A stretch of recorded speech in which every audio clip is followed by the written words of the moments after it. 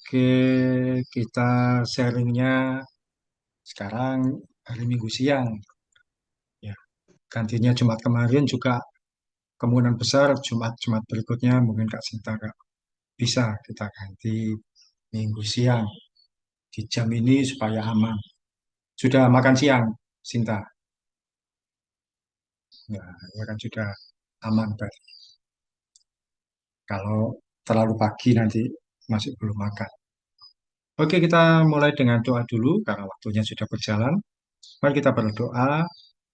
Tuhan Yesus, terima kasih. Kami mengucap syukur kesempatan kali ini Tuhan kami mau belajar firman-Mu dalam waktu yang singkat dengan cara yang sederhana, tapi kiranya boleh menjadi berkat bagi kami, menguatkan iman kami, menambah wawasan kami, dan membuat kami jadi makin kenal dekat dengan Tuhan dalam kehidupan kami hari demi hari. Dalam nama Tuhan Yesus kami berdoa dan mengucap syukur. Amin.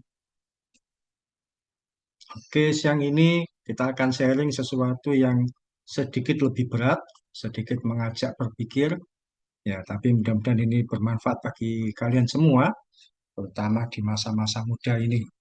Eh, Sesuatu yang mungkin berbeda, tapi ya penting untuk kedepannya. Saya akan membuka dengan gambar ini. Sebentar. Nah, ini gambar di situasi di mana ini? Kalau menurut Nara ini situasi di mana?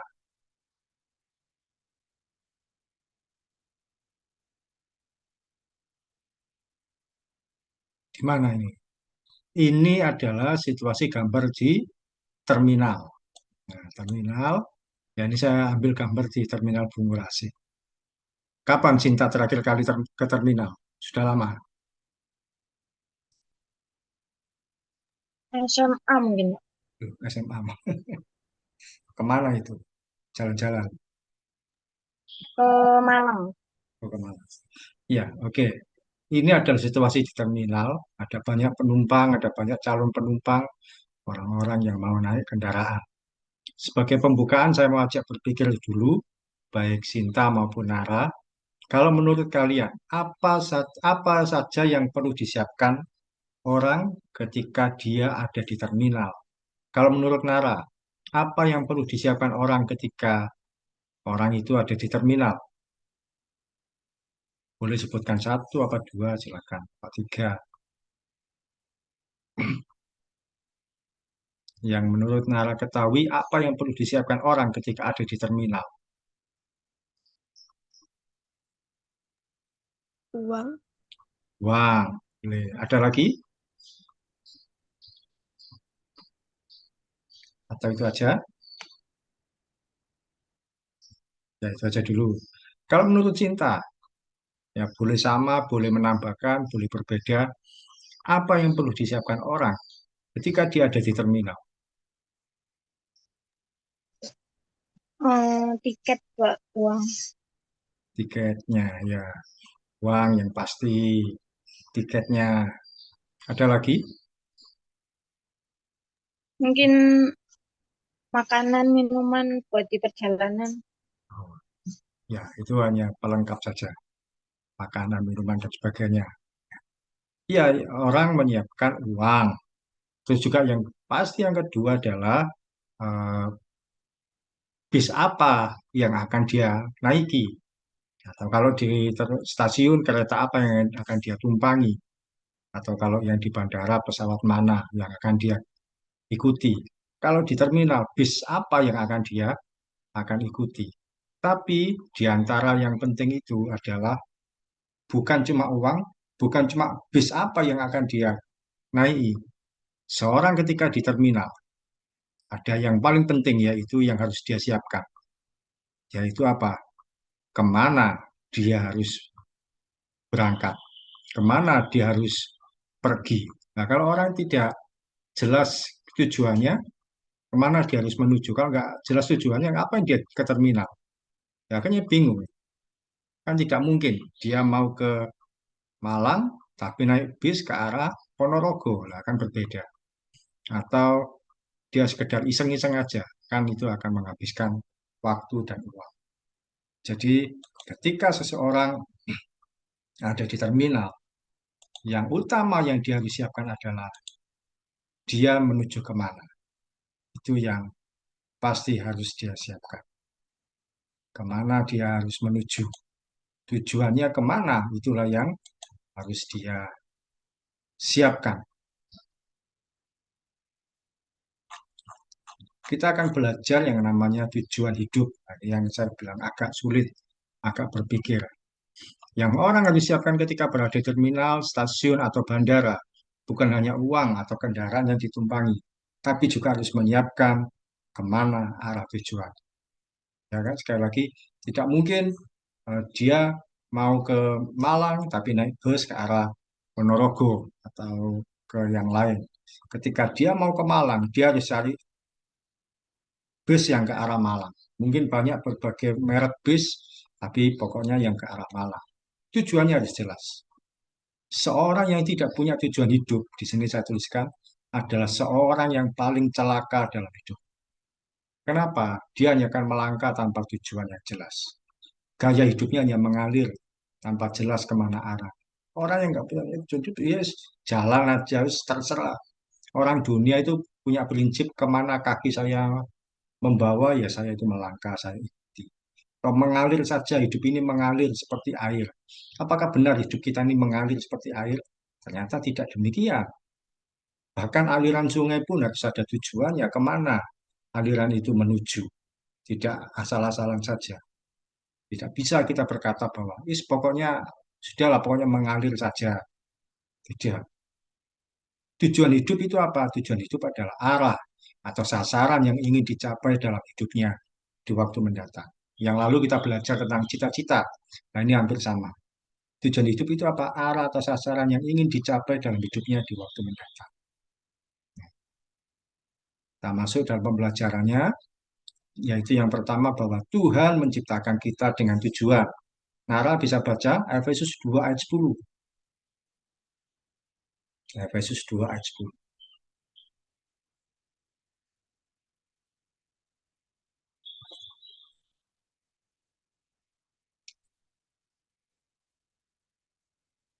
Efesus pasal 2 ayat 10.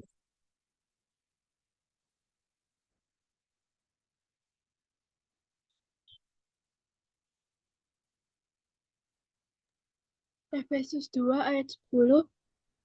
Karena kita ini buatan Allah, diciptakan dalam Kristus Yesus untuk melakukan pekerjaan baik yang dipersiapkan Allah sebelumnya. Dia mau supaya kita hidup di dalamnya. Iya, firman Tuhan berkata bahwa Tuhan itu menciptakan kita dengan tujuan, tidak iseng, tidak asal-asalan. Apa tujuan Tuhan menciptakan kita? Yaitu untuk melakukan perbuatan baik. Tuhan itu mengenal kita sejak dari kandungan, bahkan sampai beberapa tahun ke depan. Tuhan itu mengenal kita. Dia sudah tahu bagaimana kita ini anaknya siapa dan jadi apa nantinya. Tuhan tahu. Tapi secara rohani, Tuhan punya tujuan menciptakan kita untuk melakukan pekerjaan baik. Pekerjaan baik itu apa? Yaitu kita memancarkan kasih Kristus pada semua orang dalam setiap aktivitas yang kita kerjakan. Ketika sebagai seorang pelajar, jadi mahasiswa, jadi orang yang bekerja, Tuhan punya rencana atas hidup kita yang tidak pernah kita duga sebelumnya. Contohnya, eh, perbuatan baik itu seperti apa? Ketika Tuhan bisa membuat kita sekolah, kuliah, atau bekerja, itu semua karena Tuhan punya tujuan. Contohnya Tuhan menempatkan Daud jadi gembala domba. Kenapa? Ternyata supaya satu kali dia memimpin bangsa Israel. Tuhan membawa Yusuf memimpin orang-orang dalam penjara. Tujuannya apa? Supaya dia satu kali bisa memimpin banyak orang. Dan Tuhan sekali lagi menciptakan kita dengan supaya kita melakukan pekerjaan baik. Kalau misalkan yang masih sekolah, apa perbuatan baiknya? Mungkin ada teman yang kesusahan, bisa mendoakan, bisa mendukung dia, membuat dia terhibur.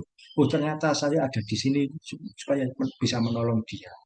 Yang kuliah, yang bekerja pun demikian. Oh, ternyata saya diberi kesempatan bekerja, punya uang, supaya bisa menolong orang lain, dan sebagainya. Sekali lagi, Tuhan menciptakan kita dengan tujuan untuk melakukan pekerjaan baik. Pekerjaan baik itu apa? Kita memancarkan kasih Kristus pada semua orang. Tuhan tidak pernah membuat kita asal-asalan atau kebetulan atau iseng. Dia selalu punya rencana yang tidak pernah kita duga.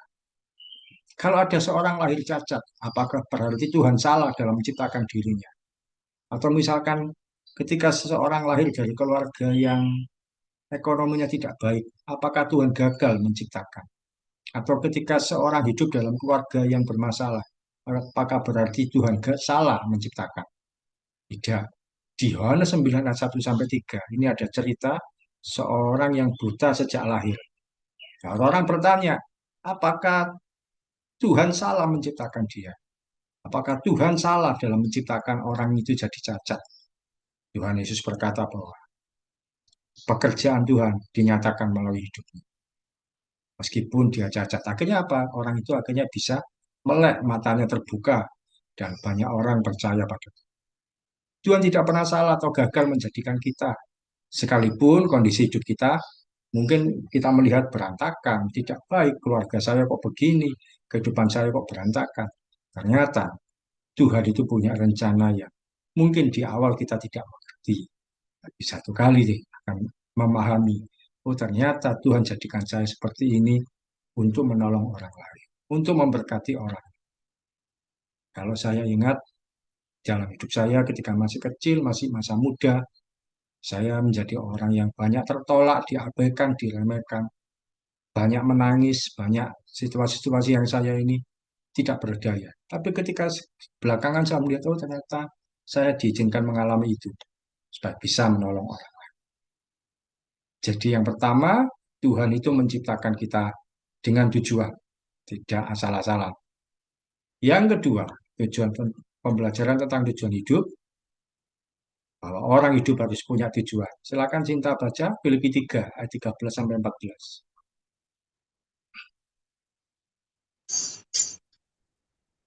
Filipi 3 ayat 13 sampai 14.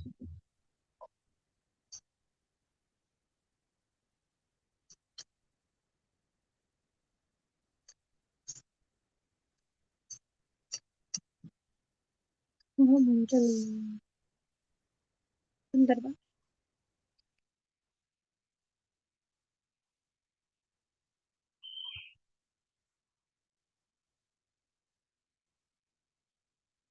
Dibuka ini mute-nya, Cinta. Nah, diulang.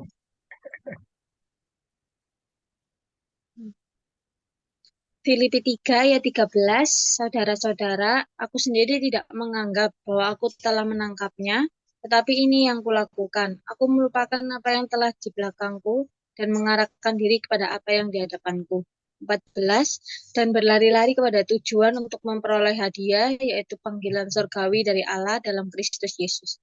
Amin. Ya, seorang berlari harus ada tujuannya yang jelas. Tujuannya apa? Garis finish. Kalau dia berlari tidak menuju garis finish ya, dia tidak akan pernah selesai, tidak akan menang. Apalagi kalau cuma belok-belok saja. Kalau di Alkitab itu digambarkan seorang yang ikut lomba lari mengarahkan diri pada tujuan untuk memperoleh hadiah. Hadiah ini menjadi motivasi dalam kehidupan dia. Dia tahu tujuan dia ikut lomba lari supaya dapat hadiah. Demikian juga dalam kehidupan kita. Kita mengarahkan diri pada kehidupan yang kekal, yaitu menerima mahkota di kerajaan surga. Kita ini sudah masuk surga, kita menjadi warga surga. Sudah saya pernah ajarkan, tapi kita tidak bisa hidup sembarangan. Tapi kita mengarahkan supaya nantinya di kerajaan surga kita menerima mahkota. Orang hidup harus punya tujuan yang jelas. Kita harus mengerti dengan yakin mengapa Nara sekolah, mengapa Sinta kuliah atau bekerja, mengapa seseorang harus menikah, mengapa seseorang punya anak nantinya dan sebagainya. Kita tidak hidup sembarangan saja. Semua ada tujuan yang jelas. Demikian juga kita pun harus menyadari. Tidak sekedar, oh karena umur saya sudah tinggi, saya harus menikah. Tidak. Atau, ya karena orang menikah, ya pasti punya anak. Tidak. Firman Tuhan pun berkata, beranak cuculah. Nah, berarti kan sudah ada tujuan. Supaya kita mewariskan nilai-nilai yang baik dalam hidup kita pada anak kita. Nah, itu kalau punya anak nantinya. Kalau yang sekolah, kita harus punya tujuan. Yang kuliah pun juga harus punya tujuan. Sekali lagi di sini orang hidup harus punya tujuan. Orang berlari tadi punya tujuan supaya dapat hadiah. Orang bertanding dapat tujuannya apa? Supaya mengalami kemenangan. Kalau orang nggak punya tujuan dalam hidupnya, dia tidak akan bekerja dengan maksimal. Dia tidak akan mengerjakan dengan antusias dan asal-asalan saja. Sekarang coba saya tes dengan pertanyaan yang sederhana. Temukan jawaban yang tepat untuk pertanyaan berikut ini. Mengapa kita harus makan? Kalau menurut Nara, mengapa harus makan? Hmm, supaya sehat. Supaya sehat. Mengapa harus mandi? Ya, sekalian aja.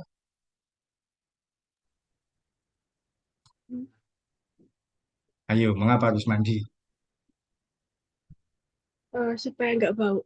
Supaya nggak bau. Mengapa harus bangun pagi? Supaya lebih disiplin. Supaya disiplin. Ya, kalau menurut Cinta, mengapa kita ini harus makan? Nggak makannya ya nggak apa-apa.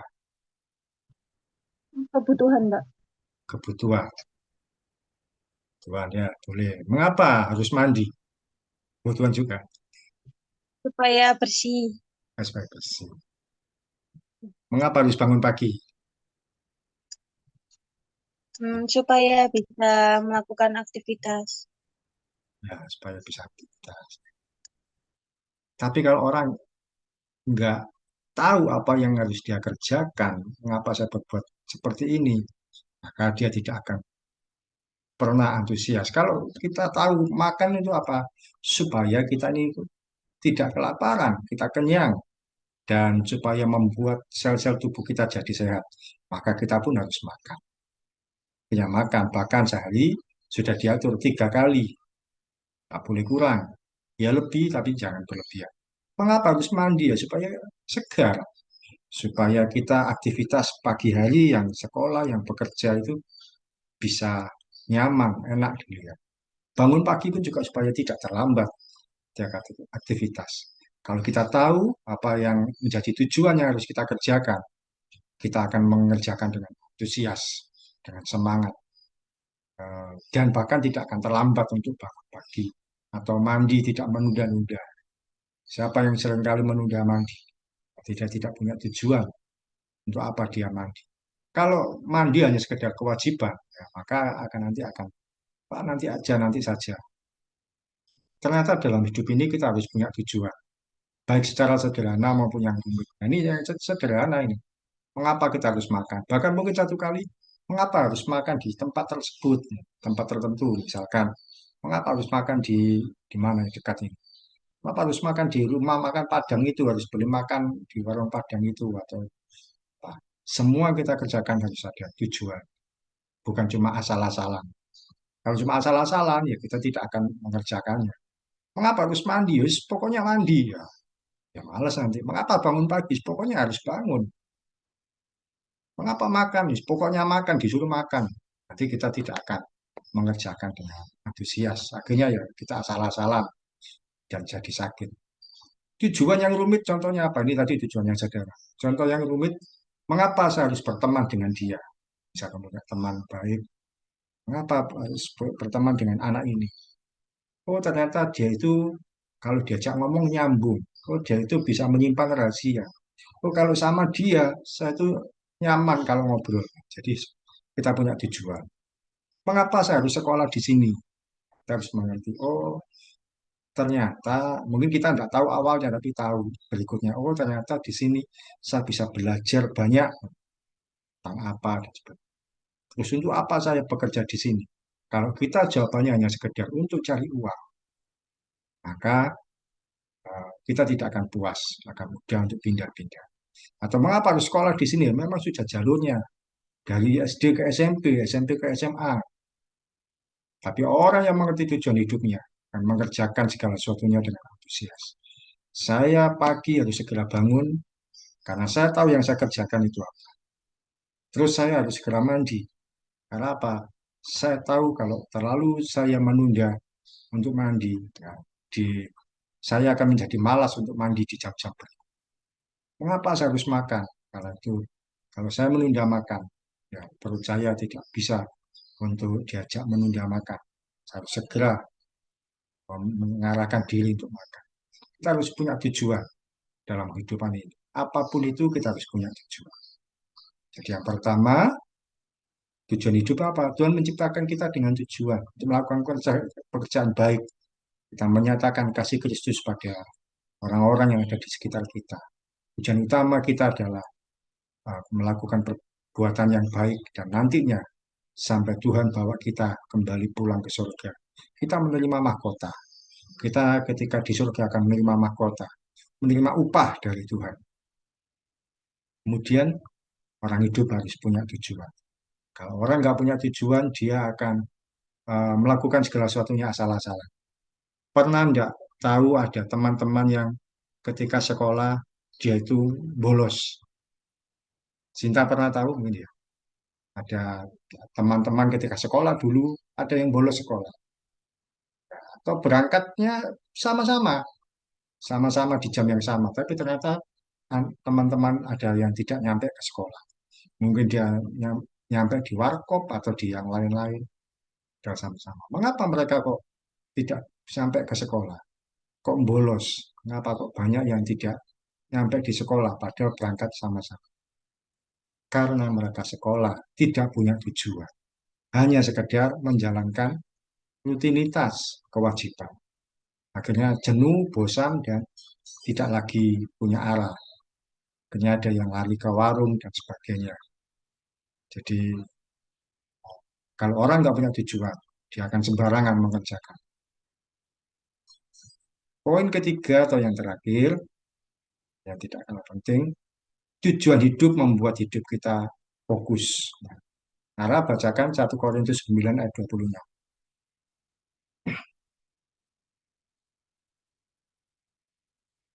1 Korintus 9 ayat 26.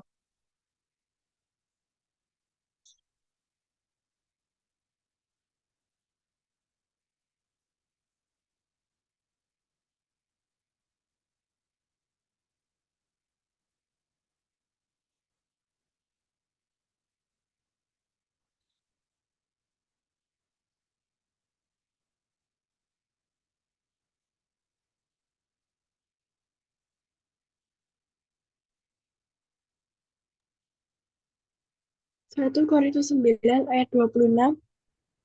Sebab itu aku tidak berlari tanpa tujuan dan aku bukan petinju yang sembarang saja memukul. Iya, firman Tuhan berkata, Rasul Paulus mengumpamakan diri sebagai petinju. Aku bukan petinju yang sembarangan memukul. Seorang petinju tidak akan sembarangan memukul. Di mana lawannya ada di depan, dia akan memukul. Dia tidak akan memukul ke atas, ke bawah, ke samping, memukul udara. Dia akan memukul ke lawannya. Kena atau tidak, pokoknya dia mengarahkan. Seorang pemain sepak bola tidak sembarangan menendang bola. Dia dibayar mahal untuk menendang bola dengan benar. Seorang pelari tidak sembarangan berlari, ada jalur yang harus dia ikuti. Tidak mungkin di lintasan lari terus pelari ini dia belok ke arah toilet atau belok ke arah penonton atau duduk-duduk saja karena capek. Tidak, dia harus menyelesaikan pertandingan dengan baik. Sama seperti atlet yang mempunyai arah dan tujuan, sehingga mereka bertanding dengan fokus. Demikian juga kita pun hidup dengan tujuan, supaya lebih fokus. Kita tidak sembarangan menggunakan uang, tenaga, dan waktu yang ada untuk hal yang tidak bermanfaat. Sama begini, semua sekolah itu baik, tapi mengapa Nara atau Sinta harus sekolah di tempat yang itu? Semua jurusan pendidikan itu baik, tapi mengapa saya harus memilih jurusan ini? Semua pekerjaan itu baik dan halal, dan mengapa saya harus memilih pekerjaan? Semua ada tujuan yang harus kita kejar. Ada orang yang tujuan hidupnya tepat, tepat sasaran, terarah. Contohnya apa? Misalkan eh, ketika saya sekolah di SMA, kemudian saya kuliah sebagai guru, saya bekerja jadi guru. Itu masih tepat sasaran, satu arah. Tapi ada yang orang hidupnya harus belok-belok dulu. Sekolahnya waktu SMA jurusan apa, kemudian kuliahnya beda lagi, bekerjanya lain lagi. Itu kan belok-belok. Nah kan percuma sekolahnya sekian tahun atau kuliahnya sekian lama, uang yang terbuang. Kalau saat ini hidup kita belum punya tujuan yang jelas, berhenti sejenak, diatur ulang. Apa yang saya lakukan kehidupan ini ke depan supaya terarah. Bisa jadi pada awalnya tidak tahu mengapa sekolah atau kuliah di sini.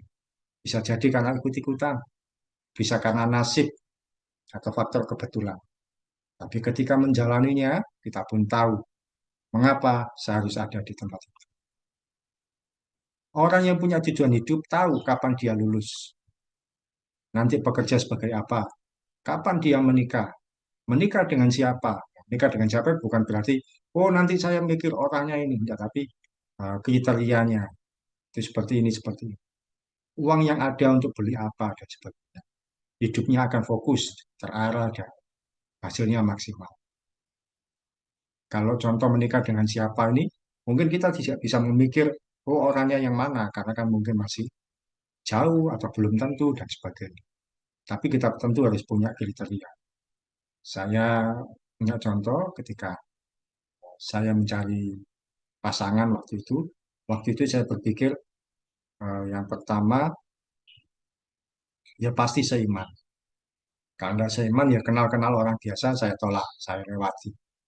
Bahkan yang Katolik sekalipun saya tidak jalani, terus sudah tidak mau udah itu. Yang kedua, saya mulai berpikir saya punya kriteria dia harus sama-sama suku Jawa waktu itu. Kenapa?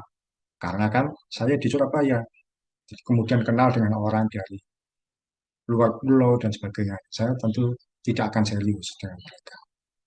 Kenapa sama-sama sukunya sama, Jawa Timur, kalau bisa sama-sama Jawa Timur. Supaya kalau ke sana kemari tidak perlu biaya yang mahal. Jadi saya menyeleksi sendiri. Dengan demikian saya fokus. Sampai akhirnya bertemu dengan orang yang sama-sama Jawa Timur. Saya pun fokus menjalin hubungan itu. Dan kemudian akhirnya sampai pada pernikahan. Kalau saya sekedar asal-asalan, wah, pokoknya ke sana kemari ya tentu saya tidak akan maksimal. Tujuan hidup bisa sama dengan cita-cita atau keinginan supaya tercapai di depannya. Ketika kita mengerti tujuan hidup kita, maka kita pun akan efektif menjalani hidup ini. Sekalipun mengalami kondisi ekonomi yang kurang, fasilitas yang minim, dan hambatan yang lain. Tapi seorang yang memiliki tujuan dalam hidupnya akan terus berjuang sampai maksimal. Selagi masih muda, baik Nara maupun Kak Sinta, kejarlah tujuan hidup ini dengan baik. Dengan tekun supaya tepat pada sasaran. Kalau sudah tua, tidak berdaya lagi. Orang yang masih muda, dia mengejar tujuan hidup. Orang yang sudah tua hanya memikirkan bertahan hidup. Tapi orang yang sejak masa mudanya memiliki tujuan hidup, maka masa tuanya pun aman, tidak akan menjadi sia-sia. Jadi sekali lagi, miliki tujuan hidup dalam setiap yang kita kerjakan. Jadi nggak akan apa, tidak akan menunda waktu atau sia-sia. Kalau waktunya mandi, harus tahu, oh ini mandi. Bangun pagi segera bangun, makan dan sebagainya pun segera mengerjakan. Karena tahu untuk apa saya mengerjakan ini. Oke, ini tujuan hidup. Yang pertama tadi, Tuhan menciptakan kita dengan tujuan. Orang hidup harus punya tujuan. Dan yang ketiga, tujuan hidup membuat kita ini fokus, tidak salah sasaran, tidak asal-asalan.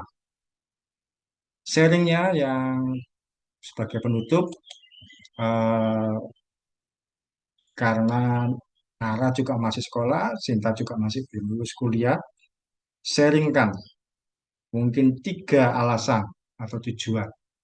Mengapa Nara sekolah di situ? Ya, mungkin juga apa? Kok Sinta sekolah di situ? Mungkin boleh ketika sekolah di SMK atau waktu kuliah yang sekarang. Awalnya mungkin tidak tahu, ya karena nasib, karena ikut-ikutan. Tapi ketika di dalam sudah menjalaninya, oh ternyata ketika contoh saya ketika saya di SMA 14, saya tidak tahu sekolah itu, tapi ketika saya di SMA itu akhirnya saya mengerti, oh di sini saya dilatih untuk melayani Tuhan. Karena di SMA itu saya akhirnya jadi ketua persekutuan doa dan seterusnya. Nara, mengapa menurutmu kamu sekolah di sekolah itu? Akhirnya bisa menemukan apa yang bisa kamu, wah ternyata saya nggak sia-sia sekolah di sini. Saya bisa belajar ini. Atau apa.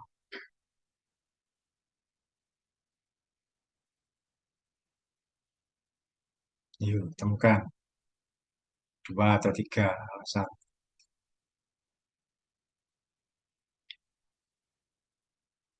Silakan. Kenapa kok? Ternyata kenapa kamu sekolah di situ? Atau mungkin ternyata teman-temannya asik. Atau apa? Silakan. Temukan dua atau tiga alasan. Ayo.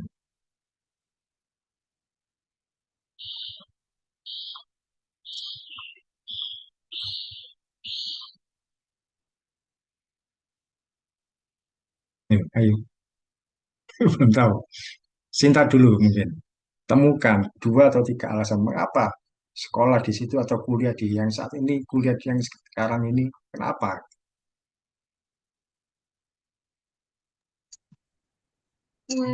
Kalau yang SMK mungkin karena emang pas itu nggak ada tujuan, Mbak, jadi masuk situ aja.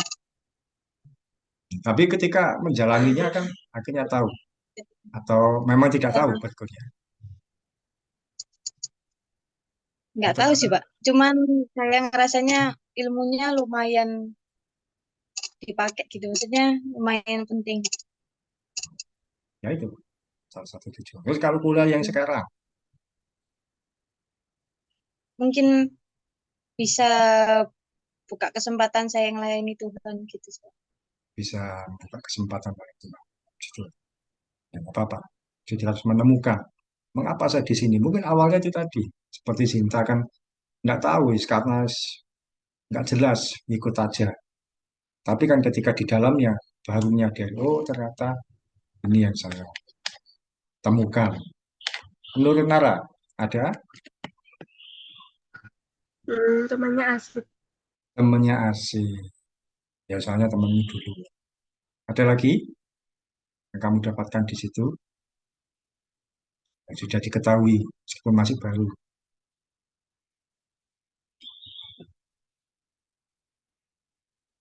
Belum. Nah, mungkin awalnya nggak tahu, aduh gimana ini. Ternyata ketika di situ, oh ternyata teman-temannya baik-baik, temannya yang bagus-bagus semua, bisa mendukung. Ya, disitulah itu adalah salah satu alasan mengapa ada di situ. Tapi belajarlah untuk di waktu-waktu berikutnya menemukan mengapa saya ada di sini, mengapa saya mengerjakan. Jadi yang kita lakukan tidak akan pernah sia-sia, akan menjadi sesuatu hal yang bermanfaat. Demikian juga untuk tahap-tahap kehidupan yang lain. Maka nanti ketika bekerja, menikah, dan sebagainya, bukan sekedar karena, oh memang sudah harus menikah, oh memang sudah umurnya, lebih celaka lagi kalau orang menikah karena situasi yang salah. Ya, tidak ada tujuan. Oke, kita berdoa. Saya akan berdoa buat Cinta dan Hera. Tuhan Yesus, terima kasih untuk kesempatan siang hari ini. Kami boleh belajar firman-Mu mengenai tujuan hidup. Dan kiranya anak-anak-Mu, baik Nara yang masih sekolah, Kak Sinta juga yang sudah kuliah dan kerja, dan memberkati supaya di masa muda ini menemukan tujuan hidup, bahwa tidak salah dalam melangkah, tidak salah dalam mengambil keputusan, tidak salah dalam berbuat sesuatu. Sebab Tuhan sendiri sudah memberikan tujuan hidup yang baik bagi setiap kami. Dan berkati Nara dalam studinya, juga Cinta dalam kuliahnya di akhir dan pekerjaannya. Dan berkati kiranya apa yang mereka lakukan boleh menjadi berkat bagi setiap orang yang ada di sekitar mereka. Memberkati Tuhan supaya ke depan kehidupan mereka lebih berhasil dari waktu-waktu yang sekarang. Dalam nama Tuhan Yesus kami berdoa dan mengucap syukur. Amin. Oke, terima kasih Nara dan Cinta. Terima kasih. Terima kasih, Pak.